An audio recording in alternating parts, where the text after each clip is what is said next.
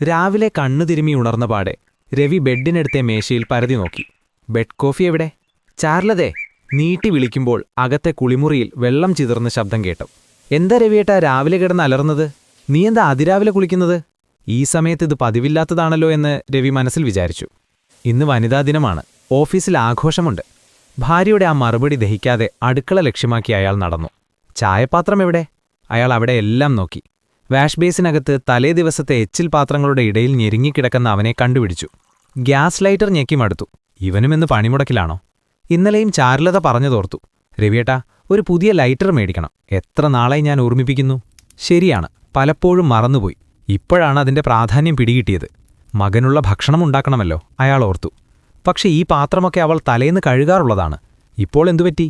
എച്ചിൽ മണവും അവയുടെ കാഴ്ചയും മനംപുരട്ടൽ ഉണ്ടാക്കിയെങ്കിലും അയാൾ ചോറിൻകലം കഴുകിയെടുത്തു. എന്തോ കരിയുന്ന മണം.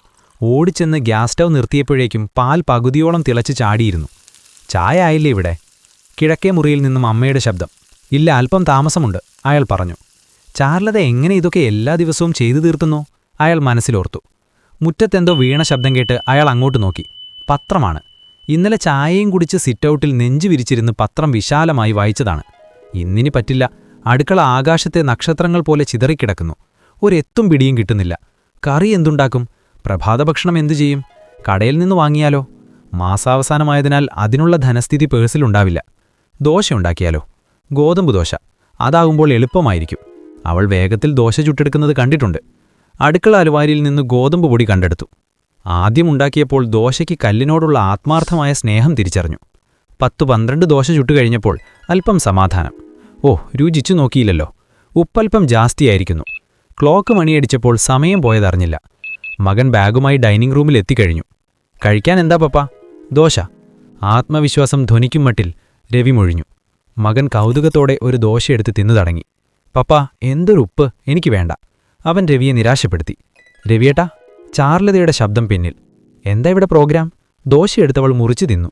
ഉപ്പ് ദോശയാ, സ്പെഷ്യലല്ലേ? അവൾ നിർത്താതെ ചിരിക്കുകയാണ്. എനിക്കറിയാമായിരുന്നു. ദാ താഴത്തെ കബ്ബോർഡ് തുറക്ക്. ഭക്ഷണം എടുത്തു വയ്ക്കുന്ന കബ്ബോർഡ് അയാൾ തുറന്നു നോക്കി.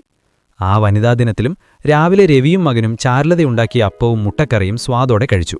അന്ന് ഓഫീസിൽ വനജയുടെ ഫയൽ നോക്കി ഒപ്പിട്ടപ്പോൾ രവി അവളുടെ ഫയൽ എഴുത്തിനെ അഭിനന്ദിക്കാൻ മടിച്ചില്ല. വനിതാദിന മീറ്റിംഗിൽ അയാൾ സ്ത്രീകളെ വാനോളം പുകഴ്ത്തി സംസാരിച്ചതും രാവിലെ ഓഫീസിൽ താമസിച്ചു വന്ന വീണയുടെ ഹാജർ കോളത്തിൽ ചുവന്ന വര കറാത്തിരിക്കുന്നതുമെല്ലാം ജീവനക്കാർക്കിടയിൽ ചർച്ചയായി. ഓഫീസ് ക്ലർക്ക് വനജ സഹപ്രവർത്തകയായ വീണയോട് ചോദിച്ചു, നമ്മുടെ രവിസാറിന് എന്തുപറ്റി? എല്ലാവരും ആ ഓഫീസിൽ ഉത്തരം കിട്ടാതെ ചോദ്യങ്ങളുമായി അലഞ്ഞു. ആ സമയത്ത് രവി ചാരുലതയുമായി ഫോണിൽ സംസാരിച്ചുകൊണ്ടിരിക്കുകയായിരുന്നു.